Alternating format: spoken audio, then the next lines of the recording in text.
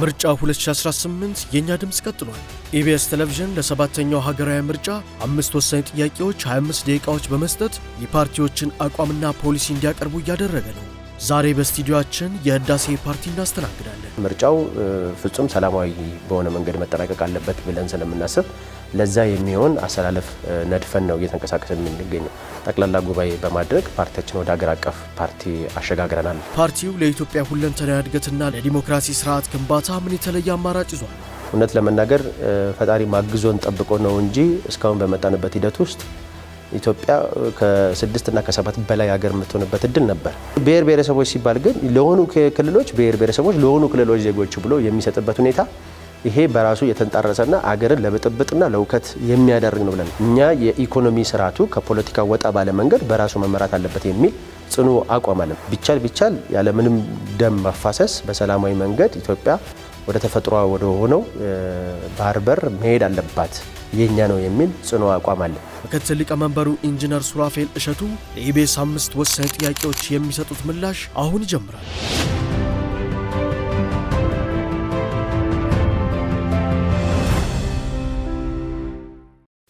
ጤና ይስጥልን ክቡራትና ክቡራን ተመልካቾቻችን፣ ምርጫ 2018 የኛ ድምጽ ፕሮግራማችን ተጀምሯል። የዚህ ፕሮግራም ዋነኛ ዓላማ እንግዲህ መራጮች በመረጃ የተደገፈ ምርጫ እንዲያከናውኑ ማስቻል ነው። በዛሬው ፕሮግራማችን ህዳሴን ፓርቲ ዜጋ በዝን ሲሆን ለጥያቄዎቻችን ምላሽ ሊሰጡን ደግሞ የፓርቲው ምክትል ሊቀመንበር ኢንጂነር ሱራፌል እሸቱ እዚህ ይገኛሉ። ኢንጂነር ሱራፌል እንኳን ደህና መጡ። እንኳን ደህና ቆያችሁ። ዛሬም እንደተለመደው እንግዲህ ለፓርቲው 5 ዋና ሀገራዊ ጥያቄዎችን አዘጋጅተናል። ጥያቄዎቹን ለመመለስ ለእያንዳንዱ 5 ደቂቃ ይኖሮታል። በቀጥታ ወደ ጥያቄው አልፋለሁ። በሰባተኛው ሀገራዊ ጠቅላላ ምርጫ ምን ያህል ክልሎች ላይ ትወዳደራላችሁ? በክልልና በፌዴራል ምክር ቤቶችስ ምን ያህል እጩዎችን አቅርባችኋል? እንዲሁም በአጠቃላይ ለሰባተኛው ሀገራዊ ጠቅላላ ምርጫ ያላችሁ ዝግጅት ምን ይመስላል የሚለውን ቢነግሩን። እኔም አመሰግናለሁ በፓርቲያችን ስም እድል ስለሰጣችሁን። በተለይ ደግሞ የዜጎችን አሁን የሰባተኛ ሀገር አቀፍ ምርጫ እንደመሆኑ መጠን ለሚመርጡት እና ድምጽ ለሚሰጡት ህዝብ ቀድሞ ፓርቲዎች ምን ፕሮግራም እና ሀሳብ ይዘው መጥተዋል ብላችሁ በተለይ ስለጋበዛችሁን ኢቢኤስን እጅግ አድርጌ በፓርቲያችን ስም አመሰግናለሁ። ይሄ ኃላፊነታችሁን በአግባቡ እየተወጣችሁ እንደሆነና ለማህበረሰቡ ቅርብ መሆናችሁን የሚበጀውን እንዲመርጡ እያደረጋችሁ ላላችሁ ጥረት ሁሉ በድጋሚ ኢቢኤስ ስም በፓርቲያችን በደጋፊዎቻችን እና በአባላቶቻችን ስም እንዲሁም ደግሞ በሰባተኛው ሀገር አቀፍ ምርጫ ድምጽ ለመስጠት ካርድ ባወጣው ህዝብ ስም አመሰግናለሁ። ከዛ ባለፈ የህዳሴ ፓርቲ ህዳሴ እንደሚታወቀው በ2013 ሀገር አቀፍ ምርጫ ላይ በተለይ አዲስ አበባን ክልል መሰረት አድርገን ተቋቁመን መወዳደራችን ይታወቃል። በዚህም መሰረት ህዝባችን የሰጠን ድምጽ መነሻ በማድረግ ባለፉት 5 ዓመታቶች ውስጥ የስትራቴጂክ የሆኑ ስራዎችን ሰነድ ከማዘጋጀት ጀምሮ አንስቶ በየክልሉ ያሉን አደረጃጀቶች በማስፋት ረገድ ትልቅ ስራ ስንሰራ ቆይተናል። ከዚህም በምርጫ ቦርድ በኩል ጋር ባስገባነው ሰነድ መሰረትና በየክልሉ አደረጃጀትን ከመዘርጋት አንጻር ፊርማዎችን በማስገባት ባለፉት 3 እና 4 ወር በፊት ጠቅላላ ጉባኤ በማድረግ ፓርቲያችን ወደ ሀገር አቀፍ ፓርቲ አሸጋግረናል ማለት ነው። በዚህም መሰረት የምርጫውና የኛ ጉባኤ ወደ ሀገር አቀፍ በመናደርገው ትሬንድ ውስጥ በጣም አጭር ጊዜ እንደመሆኑ መጠን ወደውኑ በሚባል ደረጃ ነው ምርጫው የመጣው። ከዛ ደግሞ ሀገር አቀፍ እንደመሆናችን መጠን በየክልሉ እጩዎቻችንን ማስመዝገብ ማደራጀትና ለአባላቶቻችን ማስገምገምና ማስተቸት ነበረብን። ይህንን ስራ ስናከናውን ቆይተን ሀገር አቀፍ ሰባተኛው ሀገር አቀፍ ምርጫ ወደ 315 አካባቢ የሚጠጉ እጩዎችን ማስመዝገብ የቻልንበት ሁኔታ አለ። ምንም ወደ ሀገር አቀፍ ፓርቲነት የተሸጋገርነው በአጭር ጊዜ ውስጥ ቢሆንም ወደ እጩነት እናስመዘግባለን ብለን የያዝነው ግን 1100 አካባቢ የሚጠጉ አባላቶች ነበሩ።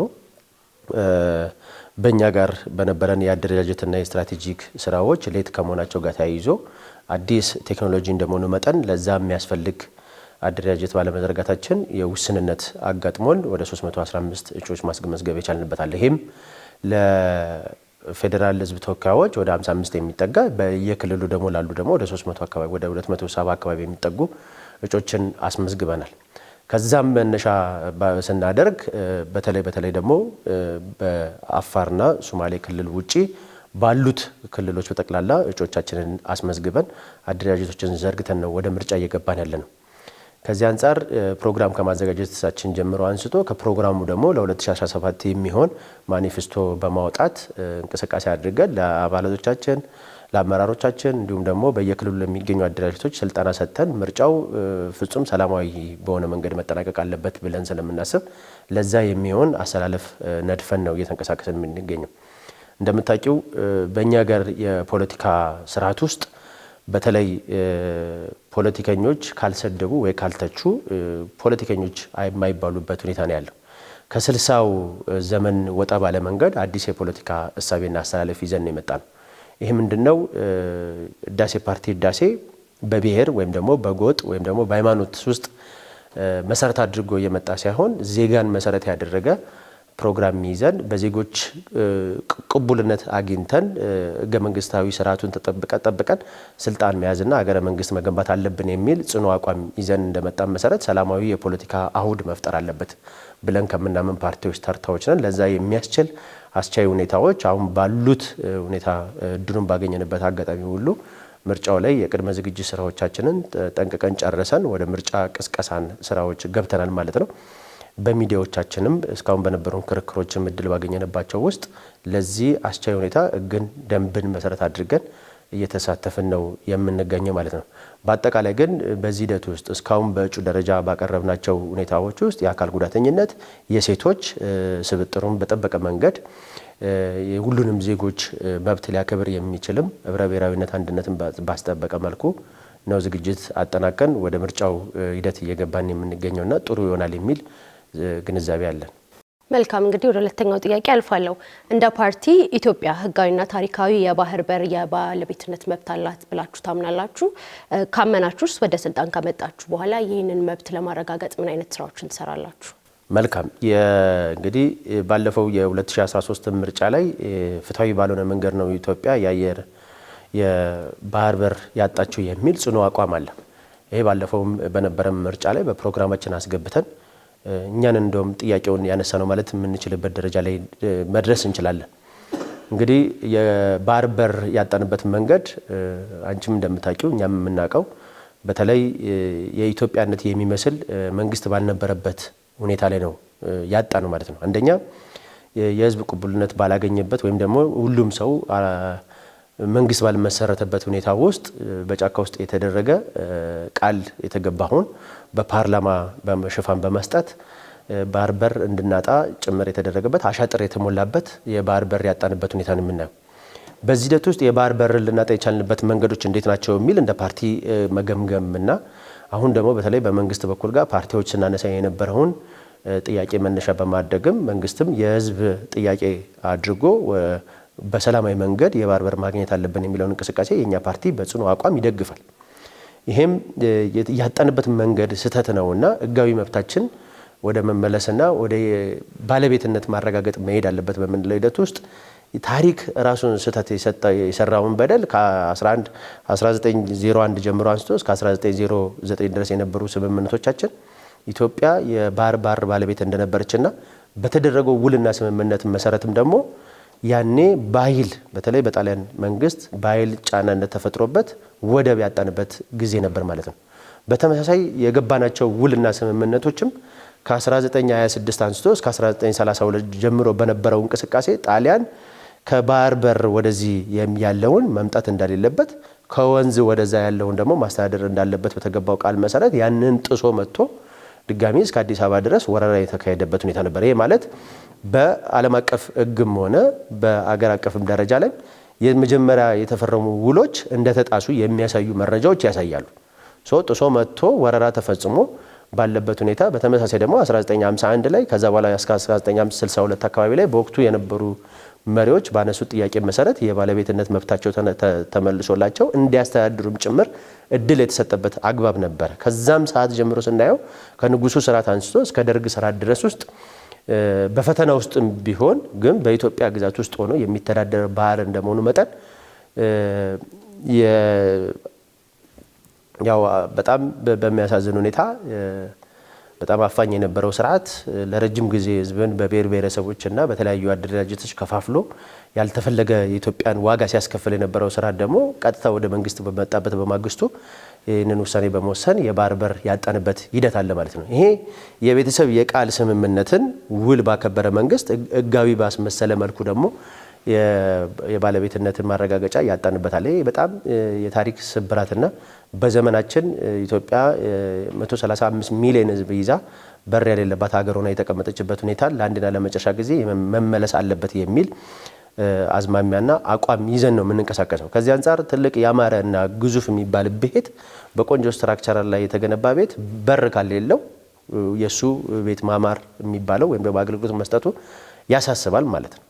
በር የሌለው ቤት ዋጋ እንደሌለው ነው የሚታወቀው። ከዚህ አንፃርም ኢትዮጵያ ትልቅ ህዝብ ትልቅ ባህል ያላት አገር ሆና ግን ደግሞ የምትተነፍስበትና የገበያውን ሁኔታ የምታስተላልፍበት ሁኔታ የሌለበት ሀገር የተዘጋባት የተቆለፈባት ይሄ በሰዎች ፍላጎት የተዘጋብን ነው የተቆለፈብን ነው እንጂ የኢትዮጵያ ታሪክ ይሄን አይደለም የሚል እና ወደ ታሪኳና ወደ ተሰበረው ማንነቷ የምንጠግንበትን ሁኔታ ለማምጣት ከሚመለከታቸው አካላቶች ጋር ጭምር በሰላማዊ መንገድ በዲሞክራሲ መንገድ የባህር በር የማግኘት መብታችን የተፈጥሮ ጸጋ ነው የኛ ነው የሚል ጽኑ አቋም አለን። ለዚህ በሚደረግ ትግል ውስጥ የማንኛውንም መስዋዕትነት ለመክፈል የፓርቲያችን ስራ አስፈጻሚ ሆነ ማዕከላዊ ኮሚቴ እንዲሁም በጉባኤ ያስተላለፍነው ውሳኔ ቢቻል ያለ ምንም ደም ማፋሰስ በሰላማዊ መንገድ ኢትዮጵያ ወደ ተፈጥሮ ወደ ሆነው ባህር በር መሄድ አለባት የኛ ነው የሚል ጽኑ አቋም አለን። በዚህ ደረጃ ከጎረቤት ካሉ ሀገሮቻችን ጋር የጋራ የሆነ ወዳጅነቶቻችንን የምናጠናክርበት የንግድ እንቅስቃሴዎቻችንን በጋራ የምንሰራበት ስትራቴጂ በመንደፍ ሰጥቶ መቀበል መር ላይ በተመሰረተ ሁሉም አብሮ በጋራ የሚሰራበትና ለውጥ የምናመጣበት በተለይ የምስራቅ አፍሪካን እንቅስቃሴ እድገቱን የምናፋጥንበት መንገድ መፍጠር አለብን የሚል እምነት አለ። በዚህ ደረጃ ግን በሰላማዊ መንገድ ችግሮች የማይፈቱበት ሁኔታ ግን ካለ ግን በተለይ ይሄ ዚህ ዘመን ትውልድ እንደምታውቂው 70% የተማረና ወጣት የምንለው እንደመሆኑ መጠን የባህር በሩን መንገድ ለአንድና ለመጨረሻ ጊዜ የሚከፈለው መስዋዕትነትም ተከፍሎ መመለስ አለበት የሚል ጽኑ አቋም አለን። ይሄ ኢንጂነር ሱራፌል ለዚህ ጥያቄ የተሰጠው ደቂቃ አልቋል። ወደ ቀጣዩ አልፋለሁ። ማንኛውም ፓርቲ ተመርጦ ስልጣን ሲይዝ ዜጎች እንዲመለሱላቸው የሚፈልጓቸው ጥያቄዎች አሉ። ከነዚህም ውስጥ ደግሞ የኢኮኖሚ ጉዳይ ዋነኛው ነው። ከኢኮኖሚ ጉዳይ ደግሞ የኑሮ ውድነትና የስራ አጥነት ተጠቃሽ ናቸው። በተለይም መረጃዎች እንደሚያመላክቱት በሀገሪቷ ሰፊ የስራ አጥ ቁጥር አለ። የእናንተ ፓርቲ ተመርጦ ስልጣንን ከያዘ እነዚህን የሀገሪቷን ችግሮች በምን መልኩ ይቀርፋል? መልካም እንግዲህ የኢኮኖሚ መዋቀስ የሀገራዊ ጉዳይ ብቻ አይደለም ብለን ነው የምናስበው። ዓለም አቀፍ ነባራዊ ሁኔታ ያጋጠሙ ችግሮች እንደመሆናቸው መጠን እንደየሀገሩ ነባራዊ ሁኔታ የኑሮ ውድነቱ፣ የስራ እድል ፈጠራው፣ የስራ እድል እጦቱ ይለያይ እንጂ የኛ ሀገር ከፋ እንጂ በሁሉም ሀገር ሁኔታ ነው ያለው። ለዚህ አስቻይ ሁኔታ ዓለም አቀፍ ነባራዊ ሁኔታው መገምገምና ለዚህ የሚመጥን ፕሮግራም ማዘጋጀት ያስፈልጋል። እኛ መነሻ ያደረግነው የዓለም ነባራዊ ሁኔታ አሁን ምን ይላል፣ ቀጥሎ የአፍሪካ ነባራዊ ሁኔታ ምን ይላል፣ አገራችን ያለንበት ውስጥ ከዚህ ድርሻውን ስንወስድ ምንድነው የሚለውን በማየት ለዚህ የሚሆን ፕሮግራም አዘጋጅተናል። አንደኛው የኛ ፓርቲ የሚከተለው የሊበራሊዝም የፖለቲካ ፍልስፍና እንደምንከተል መንገድ በአብዛኛውን እድል የሚሰጠው ለግል ባለ ሀብቱ ነው ፎከስ የምናደርገው። ከዚህ አንፃር በተለይ አሁን ባለንበት ነባራዊ ሁኔታ አብዛኛው ጊዜ የቡድን መብትን የሚከበርበት ስርዓት እንደምንከተለው መጠን የግል የማልማትና ኢንዱስትሪ የማቋቋም ላይ ውስንነቶች አሉ። ከመደገፍም አንፃር በደንብ የጎላ አይደለም። ይሄ የሚያሳየው ሰብሰብ ያለን ሰው የፖለቲካ ፍጆታ ማድረግ የፖለቲካ ተጠቃሚ ማድረግ ላይ እነዚህን ተጠቃሚ ብናደርግ ፖለቲካልም ብዙ ሰው ወይም ደግሞ የሚሰለፈልን አካል እናገኛለን የሚል የስትራቴጂክ አካሄድ ነው የሚካሄደው። ከዚህ ለየት ባለ መልኩ ግን እኛ የኢኮኖሚ ስርዓቱ ከፖለቲካ ወጣ ባለ መንገድ በራሱ መመራት አለበት የሚል ጽኑ አቋም አለን። አንዱ ባለሀብቶች እንዲፈሩ ማድረግ ነው። ባለሀብቶች ሲፈሩ ለባለሀብቶች ምቹ ሁኔታ ዝግጅነት ማድረግ ነው። ከዚህ ጋር ተያይዞ ባለሀብቶች ለምንድነው ባለፉት 10 ዓመታቶች ውስጥ ወደ የሚገባ ወይም ደግሞ ተንጀብል ወደ ተጨባጭ ወደ ኢንዱስትሪ ምርታማነት የማይገቡ ስንለው የኢንዱስትሪ ማዕቀፋችን ወይም ፖሊሲዎቻችን ለግል ባለሀብቱ መነሳሽነት የሚያደርግ እድል አልነበረም። ህዳሴ ፓርቲ ህዳሴ የሚመረጥ ከሆነ አንዱ ለኢንዱስትሪ ኢንቨስት ሊያደርግ የሚችል አካል ላይ በጣም ውስን በሆነ ሀብት የመሬት አቅርቦት እንዲያገኝ ማድረግ ነው። በዚህ የመሬት አቅርቦት ደግሞ በርካታ የስራ እድል መፍጠር የሚችልበትን ስርዓት መዘርጋት ነው። ይሄ ስንል የቡድንም የግለሰቦች መብት አይከበርም ማለት አይደለም። የግለሰቦች መብት እየተከበረ በሄደ ቁጥር የቡድን መብቶች ይከበራል የሚል ጽኑ አቋም አለ። በተመሳሳይ ኢንዱስትሪ ውስጥ የሚገብተው ኢንቨስት የሚያደርገው ባለሀብት በሺዎች የሚቆጠር ልጆችን በሚቀጥርበት ሰዓት የቴክኖሎጂ ሽግግሩም እየበለጠ ይሄዳል ነው የምንለው እኛ። ስለዚህ እዛ ውስጥ የተቀጠረው ሰው ነው ከተወሰነ በኋላ ላይ ቴክኖሎጂውን እውቀት በመቅሰም የራሱን የሆነ ኢንዱስትሪ ደግሞ የሚያመቻችበትን መንገድ መፍጠር ላይ ትኩረት አድርገን እየሰራን በዛው ልክ የኑሮ ውድነቱንም እያቃለልን እንሄዳለን ነው። አሁን ባለው ነባራዊ ሁኔታ የሚያመርት ሳይሆን የሚሸምት ህዝብ ነው ያለው በእኛ ደረጃ። የሚያመርትና ከምርቱ ደግሞ በተወሰነ መልኩ የሚገዛ ማህበረሰብ መፍጠር ያስፈልጋል። በዚህ ደረጃ ላይ አይተሹ ከሆነ በየቦታው የምናያቸው ኢንተርፕራይዝ ተብለው የሚደራጁ ጥቃቅን አነስተኞች ምናምን ተብለው በየመንደሩ የሚፈጁት የፖለቲካ እስረኛ የፓርቲ እስረኛ ሆነው ነው እንጂ የዛ ውስጥ የገቡት ትክክለኛ ቦታ ተሰጥቷቸው ሼር ተሰጥቷቸው ብድር ተመቻችቶላቸው የሚፈለግባቸው ምርት እያመረቱ አይደለም በየቦታው ያለው። እነዚህ ሰዎች ክሊክ ሲደረጉ የሆነ ስብሰባ ላይ ሄደው አዳራሽ የሚሞሉ የሆነ ቦታ ሲጠሩ የሆነ ነገር የሚያደርጉ እንጂ ምርት እያመረቱ ነው ወይ የሚቆጠር ነገር ኢኮኖሚ ላይ እያስገቡ ነው ስንል አይደለም። ይሄ ደግሞ ዋነኛው የዚህ እስረኛ ሆነው የቀሩት ደግሞ የቀሩበት ምክንያት የፖለቲካኛ አሻጥር ስላለበት ነው ብለን እናምናለን። ስለዚህ ኢኮኖሚ መመራት ያለበት ከፖለቲካ ሀሳቤ በወጣ መንገድ ቴክኒካል በሆነ ባለሙያ ወደ ኢንዱስትሪ የሚመጣበትን ሽግግር ስርዓት መፍጠር ያስፈልጋል የሚል ጽኑ አቋም አለ። በእኛ በኩልም ያዘጋጀነው ኢንዱስትሪ ቦታ ማግኘት አለበት፣ ውስን ወለድ መነሻ አድርጎ ብድር ማግኘት መቻል አለበት። እንዲሁም ደግሞ የኑሮ ውድነቱ ላይ የራሱን የሆነ ኮንትሪቢዩት ሊያደርግ የሚችል ምርት ማምረት መቻል አለበት ብለን ነው። ብዙ ጊዜ ሳሙና፣ ላርጎች የሆኑ ነገሮች ሲመረት ነው በብዛት የምናየው። ለምግብ ፍጆታ የሚውሉ ነገሮች ላይ ግን ውስን ነገሮች አሉ፣ አይመረቱም በብዛት። ፓስታ፣ መኮሮኒ የሚባለው ላይ ምርት ፋብሪካ ትላልቅ የፋብሪካ ተገጥመው ግን ደግሞ መንግስት ለዛ የሚሆን ግብዓት ከማቅረብ ጋር አሁንም ውስንነቶች አሉ ማለት ነው። መደረግ ያለበት ኢንዱስትሪ ከተቋቋመ በኋላ ለዛ ምርት የሚያስፈልጉ ግብዓቶችን የሚያገኙበት መንገድና የሚመረትበትን ኢንዱስትሪ ደግሞ አብሮ መትከል ያስፈልጋል የሚል እምነት አለን። ስለዚህ ተመጋጋቢ የሆነ የኢንዱስትሪ ስርዓት መፍጠር የኑሮ ውድነቱ ላይ የራሱ ድርሻ አለው ብለን ነው የምናስበው። በየቦታው ስታያቸው የቅዳሜና የእሁድ ሰንዴይ ማርኬት በሚል በየቦታው ከነፃው ገበያ ያልተለየ የዋጋ ልዩነት የሌለባቸው መሸጫ ቦታዎች ታያለሽ። እነዚህ የፖለቲካ ቁማር የሚካሄድባቸው ቦታዎች ናቸው እንጂ ትክክለኛ የኑሮ ውድነቱን አስቻይ በሆነ መንገድ ችግሩን ይፈታል የሚል እምነት የለንም። ከዚህ አንጻር ምርትና ምርታማነትን የሚጨምር ላይ ትኩረት አድርጎ መስራት ትልቁ ድርሻ የኛ ኃላፊነት ነው። ይሄ ደግሞ የሚሆነው ከፖለቲካ አሻጥር በወጣ መልኩ ነፃ የሆነ ገበያና ስርዓት መፍጠር ላይ ትኩረት አድርገን እንሰራለን ነው። በዛው ልክ ቅድም እንዳልነው በሰላማዊ መንገድ ወደቡ ማግኘት የምንችል ከሆነ ደግሞ ወደ ሀገር ውስጥ የሚገቡ የፍጆታዎችን ቀልጣፋ ማድረግና ዋጋው ህዝቡን የሚመጥን በማድረግ ኢንጂነር ሱራፌል ለዚህኛው ጥያቄ የሰጠነው ደቂቃ ስላለቀ ወደ ቀጣዩ ጥያቄ አልፋለሁ።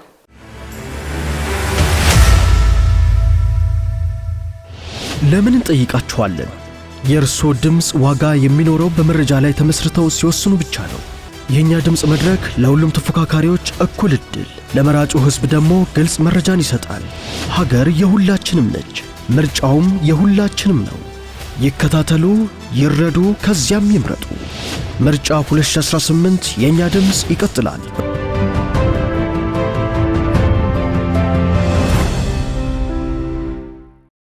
እንግዲህ በአማራ ክልል ግጭት አለ፣ በኦሮሚያ ክልልም የታጠቁ ኃይሎች ይንቀሳቀሳሉ። በተመሳሳይ በትግራይ ክልል የፖለቲካ ውጥረት እንዳለ ይታመናል። እናንተ ወደ ስልጣን ብትመጡ የእነዚህን ክልሎች ብሎም የሀገሪቱን ሰላምና ጸጥታ ከማስጠበቅ አንጻር ምን አይነት አማራጮች አሏችሁ? መልካም። እንግዲህ የምርጫ እጩዎቻችን ያስመዘገብንባቸው ክልሎች ውስጥ አማራና ኦሮሚያ ክልል አንዱ ነው። ትግራይ እንደምታውቂው በፖለቲካ መቃወስ እስካሁን ድረስ ምርጫ ያልተካሄደበት ብቸኛው ክልል ነው የሆነ ያለው። አሁንም ይሄንን እየደገምን ነው እየተንቀሳቀስን ያለ ነው። በአማራ ክልል ላይ ይሄ የመንግስት አሁን ያለው የገዢ ፓርቲ ስርዓት ድክመት ነው እንጂ የህዝብን ጥያቄ መሰረት ያደረገ ሀሳብ ነው ወደ ጫካ የገባው የሚል እምነት የለንም። በጫካ ውስጥ ታጥቆ የሚንቀሳቀስ ኃይል ይብዛም ይነስም ሀሳብ አለኝ ብሎ ካመነ ብቸኛው አማራጭ በካርድ ያለውን አካል ማሸነፍ ነው። ስለዚህ ፖሊሲውን ፕሮግራሙን ለህዝብ ማጽረጽ አለበት የሚል እምነት አለን። ከዚህ አንጻር እኛ እያልን ያለነው ህዝብ የሚያውቀው አገር የሚያውቀው የታጠቀ ኃይል የለም የሚል እምነት አለን። ይሄ በጫካ ውስጥ የሚንቀሳቀሰው ኃይል በእኛ ፓርቲ ሁኔታ ሽፍታ ነው ብለን ነው የምናስበው። ለምን አንድ አገረ መንግስት ባለበት ሀገር ውስጥ ትልቅ ባህል ውበት ያለው መከባበር ላይ መሰረት ያደረገው የአማራ ክልል ህዝብን የሚወክል ስላልሆነ ይህንን ሽፍታ በተለይ ህግ ማስከበር ሂደት ላይ አቋም በመውሰድ እርምጃ በመውሰድ ጸጥታውን አገሩን ህዝቡ ወጥቶ የሚማርበትንና የሚሰራበትን ማስጠበቅ አለበት ብለን እናምናለን። ከዚህ አንፃር ጥያቄ አለን የሚል አካል ካለ ጥያቄው ህዝባዊን መሰረት ያለው ከሆነ ግን እንደምታውቂው ለመጀመሪያ ጊዜ እንደ ሀገራችን ባገኘነው እድል በናሽናል ዲያሎግ ሀሳባቸውን አቅርበው በሀሳብ የበላይነት ማሸነፍ የሚቻልበትን መንገድ መዘርጋት ላይ ትኩረት አድርገው እንዲሰሩ መጀመሪያ ጥሪ ማድረግ ያስፈልጋል። ከዛም ባለፈ ደግሞ በእኛ የሀገር ነፃና ገለልተኛ ተቋም እንዳለ መጠኑ በ1162 የምርጫ ቦርድ አዋጅ መሰረት ደግሞ ሀሳቡን አላማውን ግቡን ይዞ ወደ ፓርቲነት መጥቶ ጥያቄውን መያዝ የሚያታግለውን የሚታገለትን ህዝብም በሰላማዊ መንገድ አብሮ የሚያነሳበት መንገድ ምቹ ነባራዊ ሁኔታ ባለበት ሀገር ውስጥ ትጥቅ ይዞ መታገል አማራጭ ሀሳብ ነው ብለን አናምንም። ስለዚህ መንግስት ህግ የማስከበር ኃላፊነቱን ለህዝቡ ክብር ካለው ይህንን ለአንድና መጨረሻ ጊዜ ማቋጨት አለበት የሚል እምነት አለን። እኛም ወደ መንግስት ከመጣን ይህንን አስጠብቀን የምንሰራበት ይሆናል። ሀሳብ ካለው ሀሳቡን በጠረጴዛ ዙሪያ ብቻ ማንሳት አለበት። ከዛ ውጭ ግን የህዝብን የዕለት ተዕለት እንቅስቃሴ የሚያውክ ተግባር ላይ የሚንቀሳቀስ ማንኛውም ጽንፈኛ አካል ላይ ለአንድና ለመጨረሻ ጊዜ የማይደገም እርምጃ መውሰድ አለብን የሚል ጽኑ አቋም አለን። ይህም በተደጋጋሚ ለመንግስትም ጥሪ እናስተላልፋለን። ኦሮሚያ ክልል ላይም በተመሳሳይ ነው። ከዚህ ውጪ የተለየ ነገር የለም። የትግራይ ክልል ስንመለከት ወደ 5 አካባቢ የሚጠጋ በተለይ ቲፒኤልኤፍ የሚባለው ቡድን ወደ ስልጣን ከመጣ ጀምሮ በዚህ ምርጫ ውስጥ እንደ ልብ ኮሮጆ የሚገለብጥበት የራሱን ብቻ 100% ተመርጠናል ብሎ አውጆ መንግስት ስርዓት የሚዘረጋበት እንደነበረ 6ኛው ሀገር አቀፍ ምርጫ በዚህ ይደገማል የሚል እምነት ስለነበረው ያልተሳተፈ የራሱን የሚመስሉ የበፊቶቹ ምርጫ የሚመስሉ ምርጫ አከናውኖ ሳይሆንለት ሲቀር ደግሞ ወደ ጦርነት የገባ ኢትዮጵያን ካላፈረስኩኝ እኔ ስልጣን ካልያዝኩኝ ብሎ ቅዠት ውስጥ እየገባ ከራሱ ጥላ ጋር የተጣላ ቡድን ነው። ይህም ቡድን እንደምታውቂው በተደጋጋሚ ጊዜ በምርጫ በህግ በስርዓት መንገድ ወደ ምርጫ ወደ ፖለቲካ ስርዓት ውስጥ እንዲገባ ተደጋጋሚ ተጠይቆ በፊት አይነት እንቅስቃሴ ማድረግ ካልቻልኩኝ አገር ላይ በሰላማዊ መንገድ መታገል አልፈልግም፣ እዚህም እዚያም እየለኮስኩኝ አገሩን እያመስኩኝ በተለይ ደግሞ እንደ ዜጋ ለሀገራችን ማበርከት የሚችሉ ትውልዶችን ደግሞ የእሳት ራት በማድረግ እያሳረረ እስካሁን ድረስ ክልሉን መንግስት አልባ ለማድረግ እየተንቀሳቀሰ ያለበት ሁኔታ ነው። ይሄም ቅድም ባልኩት ነባራዊ ሁኔታ የፖለቲካው ትግልና አስተላለፍ እንደተጠበቀ ሆኖ በፖለቲካ በኩል መመለስ ያለባቸው ውይይቶች ውስጥ እንዲሁም ደግሞ በተደረገው ስምምነት መሰረት በድርድር በውይይት ህዝብን መሰረት አድርገን ወደ ሰላማዊ መንገድ መምጣት አለብን የሚል ጽኑ አቋም አለን። በቅድሚያ ውይይት ላይ ፎከስ አድርገን ነው ትኩረት አድርገን የምንሰራው። ይሄ ካልሆነ ግን ባለፈው እንዳጋጠመን አይነት ጦርነት የሰው ህይወት የሚቀጥፍ ጦርነት ውስጥ መግባት አይጠበቅብንም። የክልሉን ህዝብ በማሳመን በዚህ አይነት ድርጊት ውስጥ የተፋለሙ ያሉ አካላቶች በህግ ተጠያቂ የሚሆንበትን ስርዓት ከህዝቡ ጋር በመሆን ተግባራዊ እናደርጋለን ብለን ነው የምናስበው። መልካም። እንግዲህ ህዳሴ ፓርቲ የፌዴራል ህገ መንግስት መሻሻል አለበት ብሎ ያምናል። ካመናችሁስ መሻሻል አለበት ካላችሁ የትኞቹ የህገ መንግስት ክፍሎች መሻሻል አለባቸው ትላላችሁ? እውነት ለመናገር ፈጣሪ ማግዞን ጠብቆ ነው እንጂ እስካሁን በመጣንበት ሂደት ውስጥ ኢትዮጵያ ከ6 እና ከ7 በላይ ሀገር የምትሆንበት እድል ነበር። ህገ መንግስቱ የመገንጠል መብት ብቻም ሳይሆን ከህገ መንግስት ውጭ ያልሆኑ አንዳንድ ተግባራት የሚደረጉ እንቅስቃሴዎች ነበሩ። ለምሳሌ ከዛ አንድ ውስጥ ህገ መንግስት ላይ ያሌለ የልዩ ኃይል አደረጃጀትም ጭምር የነበራቸው ክልሎች ነበሩ። ስልጣን በባለቤትነት የሚሰጠው የነበረው ሙሉ ለሙሉ ለክልል መንግስታት ነበር። የራሳቸው የሆነ ባንዲራ ያላቸው፣ የራሳቸው የሆነ መዝሙር ያላቸው፣ የራሳቸው የሆነ ልዩ ኃይል ያላቸው ክልሎች ተፈጥረዋል። የራሳቸው የሆነ ምክር ቤት ያላቸው ክልሎች ተፈጥረዋል። በፌዴራሊዝም ስርዓት ውስጥ የስልጣን አራርኪ ሂደቶች አሉ። ስልጣን ከታች ወደ ላይ ይመጣል፣ ከላይ ደግሞ ወደ ታች ፋይናንሻል የሆኑ ነገሮችን በፍትሃዊ መንገድ ይከፋፈላል። ፓወር ግን ታች ላይ ሙሉ ለሙሉ ፓወር መስጠት ግን እና በህገ መንግስትም ማረጋገጥ መቻሉ ከመሬት ተነስቶ ተገንጥያለሁ ከዛሬ ጀምሮ ሀገር ነኝ የሚል የሚያውጅ በቃ የሚጠብቀው የዓለምን ሀገራት እውቅና ብቻ ነው የሚሰጠው ብለን ነው የምናስበው። ከዚህ አንጻር ህገ መንግስቱ መሻሻል አለበት በምንለው ደረጃ ላይ በተለይ አንቀጽ 39 ሙሉ ለሙሉ መሻሻል ያለባቸው ናቸው ብለን እንወስዳለን። ከመጀመሪያው ገጽ ስጀምርልሽ አንቀጽ 4 አካባቢ ላይ ይመስለኛል የኢትዮጵያ ብሔር ብሔረሰቦች ብሎ ነው የሚጀምረው። ይሄድና ደግሞ ገጽ 26 አይ ቲንክ አካባቢ ላይ ይመስለኛል የኢትዮጵያ ዜጎች ደግሞ ብሎ ይመጣል ማለት ነው። ህገ መንግስቱ በራሱ የተጣረጸ አንደኛ ብሔር ብሔረሰቦች ብሎ እውቅናን የሰጠ ህገ መንግስት ነው። በሌላ በኩል ደግሞ ሄድና ዜጎች ብሎ ደግሞ ይሰጣል። ብሔር ብሔረሰቦች የሚባለው የዜጎቹ አካል አንድ ነው። ዜጎች ሲሆን የማንነትን፣ የቡድንን፣ የእኩልነትን አብሮ ያካትታል።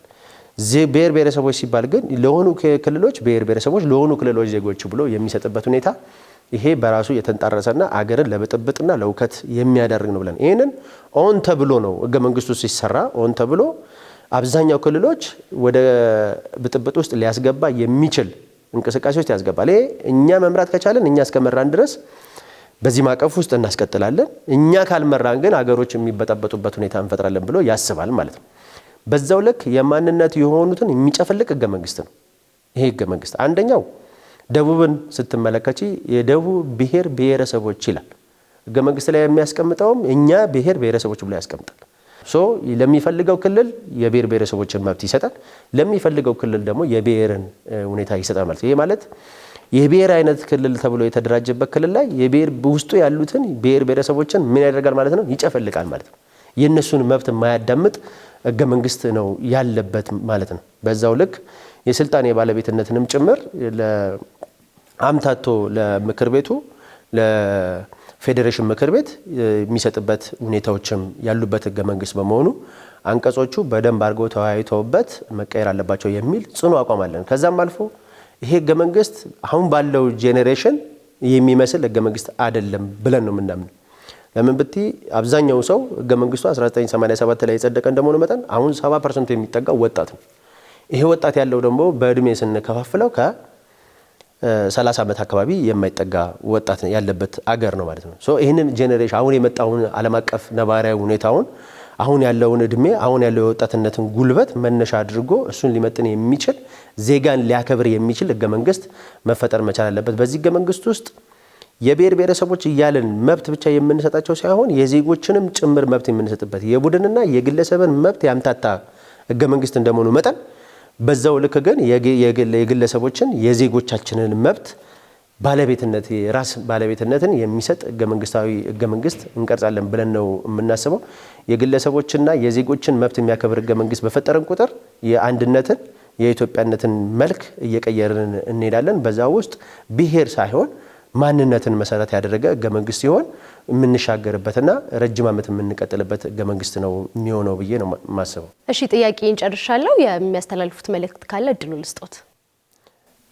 መልካም። እንግዲህ እንደምታውቂው አሁን ህዝባችን ካርድ የማውጣት ሰዓት ላይ ነው ያለው።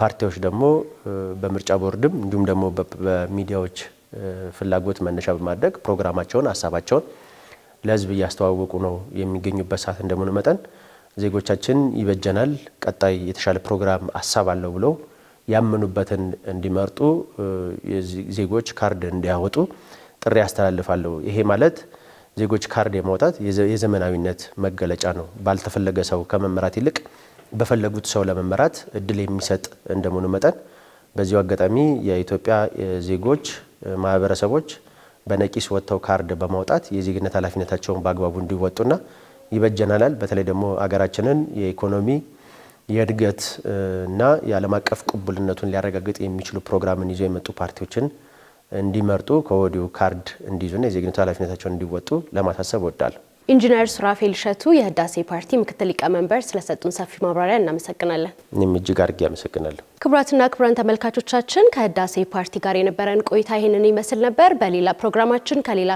ተፎካካሪ ፓርቲ ጋር የምንገናኝ ይሆናል። ሊያ ክብሮም ነበርኩኝ። መልካም ቆይታ።